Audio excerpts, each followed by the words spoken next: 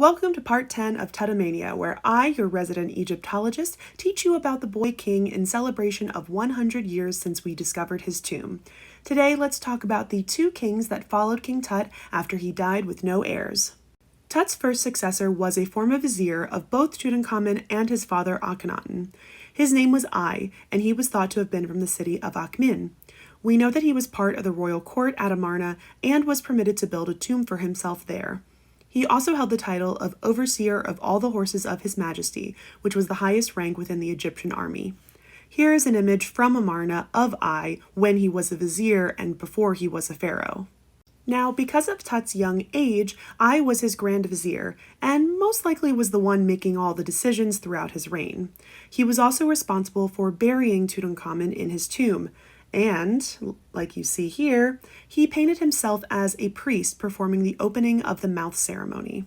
His great royal wife was a woman named Tay, and it is also thought that he might have married Tut's widow, Anck-se-namun.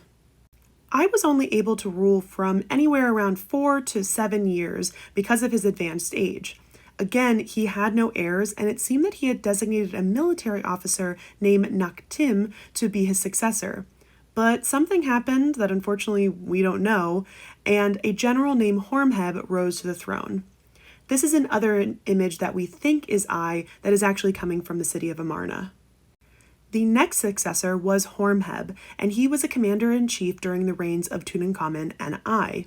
He was thought to have been of common birth, though his wife, Mut-Nejmet, might have been the daughter of Ai. He was able to rule for about 14 years and is considered the last pharaoh of the 18th dynasty. Although we know that Tutankhamun was the one to restore polytheism and the worshipping of multiple gods when he took the throne, Horemheb is particularly known for really hammering that in and taking that next step to essentially destroy all remnants of Aten and Amarna, Akhenaten, and even Tutankhamun.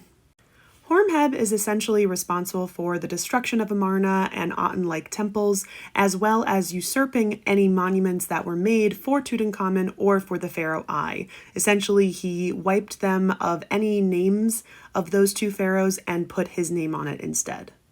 Unfortunately, Horemheb also left no heirs and named his vizier Para-Ramesses as his successor, who rose to the throne as Ramses I and started the 19th Ramesside dynasty. I can definitely talk about these pharaohs more, but I mainly wanted to talk about them because they are the main reason why Tutankhamun's name was kind of wiped from the record. Next part, let's talk about the first discovery of Tutankhamun's name in the Valley of the Kings.